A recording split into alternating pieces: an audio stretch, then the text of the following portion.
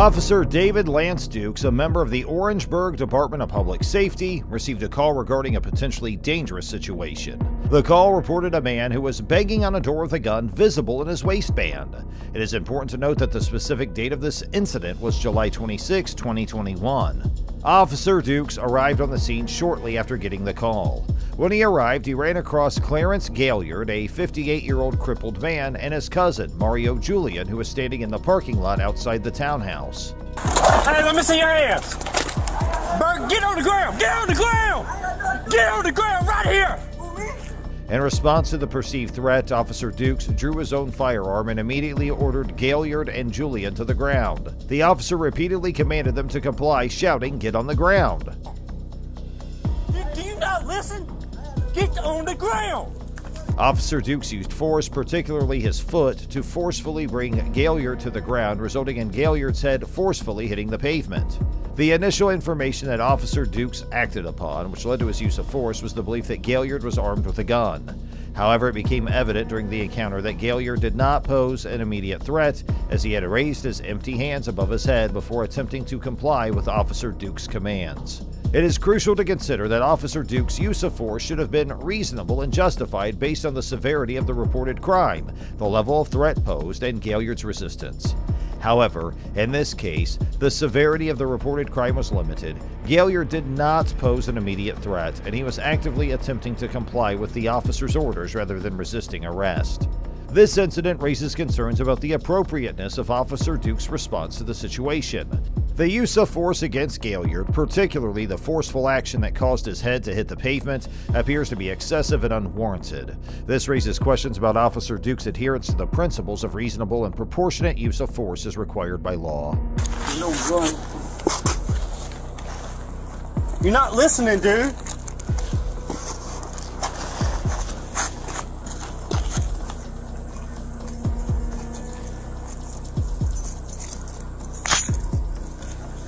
Alright.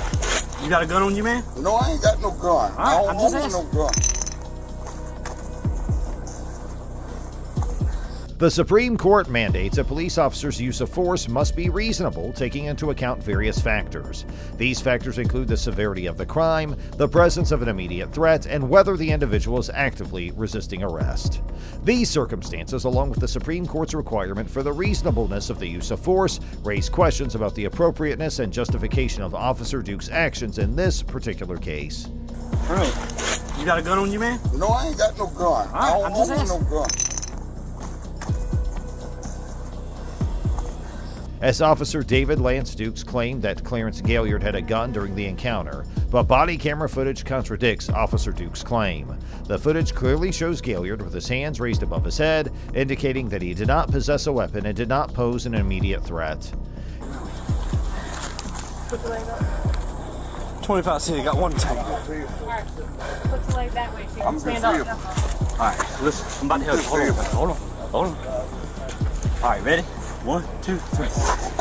Alright. Yep. Listen. Yep, they slammed my head down on the cement. Yep. Go back inside. Go back in the house. Go back in the house. Ain't nobody talking to you. I got head trauma. Go back in the house.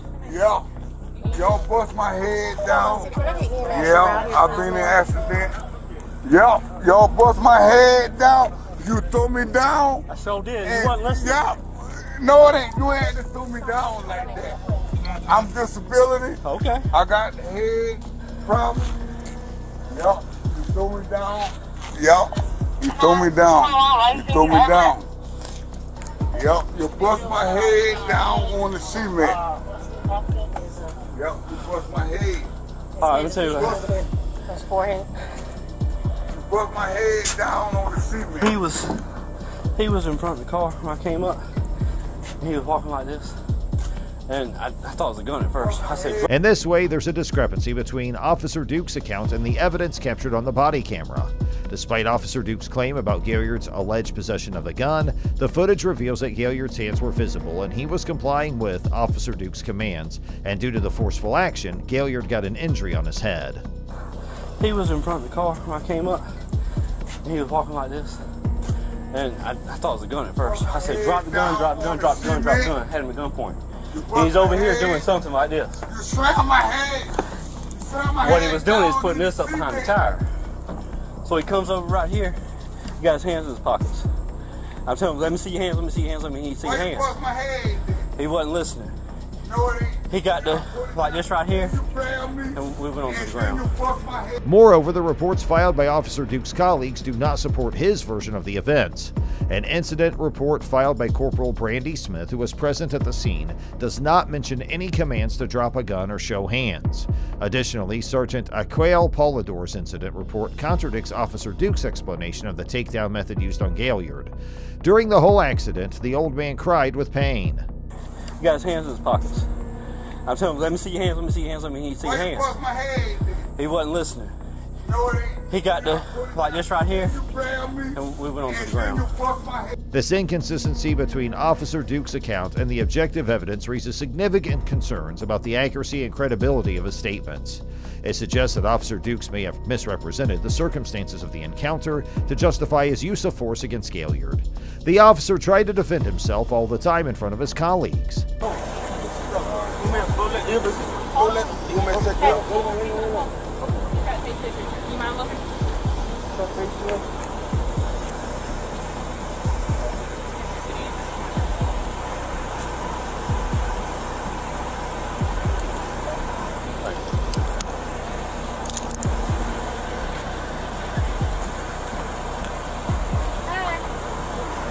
Good, how are you?